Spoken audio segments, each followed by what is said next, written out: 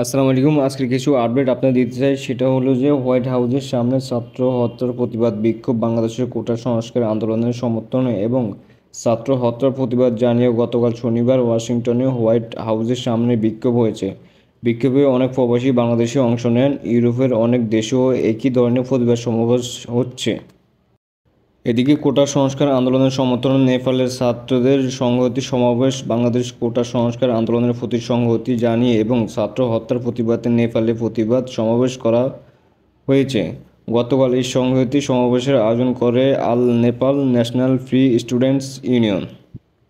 এছাড়া আল জাজিরার মধ্যে দেখা যায় মধ্যরাতে আটকের একদিন পর চোখ বাঁধা অবস্থায় ছেড়ে দেওয়া হয়েছে কোটা সংস্কার আন্দোলনের অন্যতম সমন্বয়ক নাহিদ ইসলামকে। রোববার ভোরে তাকে ছেড়ে দেওয়ার পর রাজধানীর একটি হাসপাতালে চিকিৎসাধীন আছে বলে জানিয়েছে তার পরিবার। নাহিদ ইসলামের বাবা বদরুল ইসলাম বিসিবি বাংলাকে বলেন, ভোরে রাজধানীর পূর্বাঞ্চল এলাকায় তাকে চোখ বাঁধা অবস্থায় ছেড়ে দিয়েছে।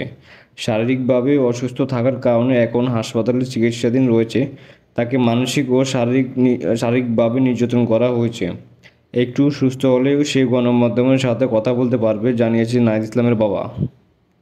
কোটা আন্দোলনের সুপ্রিম কোর্টের রায় অনুসারে এখন থেকে সরকারি চাকরিতে 93% নিয়োগ হবে মেধার ভিত্তিতে। বাকি 7%-এর মধ্যে 5% মুক্তিযোদ্ধা কোটা এবং 1% ক্ষুদ্র নিগোষ্ঠী কোটার আর 1% প্রতিবন্ধী ত্রিলিঙ্গ কোটা হিসেবে থাকবে।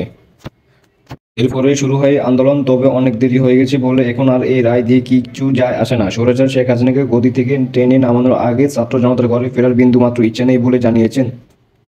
তাছাড়া এক নিউজে জানা গেছে যে ইন্ডিয়া থেকে বাংলাদেশে শান্তিরক্ষা নিয়োগ দিয়েছে। এই পর্যন্ত 150 জন শহীদ হয়েছেন বলে অফিসিয়ালি বলা হয়েছে। এছাড়া 900 জনের মতো আহত হয়েছে। এই পর্যন্ত 150 জন শহীদ হয়েছেন বলে অফিসিয়ালি বলা হয়েছে। এছাড়া 900 জনের মতো আহত হয়েছে।